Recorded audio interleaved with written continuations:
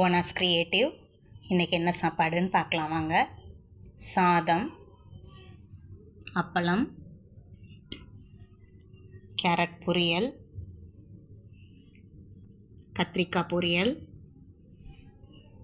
கிழங்கு பரட்டல், இது பச்சைப்பயிறு கூட்டு, கடையில் வாங்கின தயிர், அது போக இது மிளகு சாம்பார், மிளகு தட்டி போட்டு செஞ்சுருக்கு, தேங்காயெலாம் ஊற்றி, இதில் கிழங்கு, தக்காளி, சின்ன வெங்காயம், அது போக வெண்டைக்காய் எல்லாம் போட்டு மைசூர் பருப்பில் செஞ்ச சாம்பார், மிளகு சாம்பார், புளி இல்லா சாம்பார், நெய், அது போக லெமன் ஜூஸ்.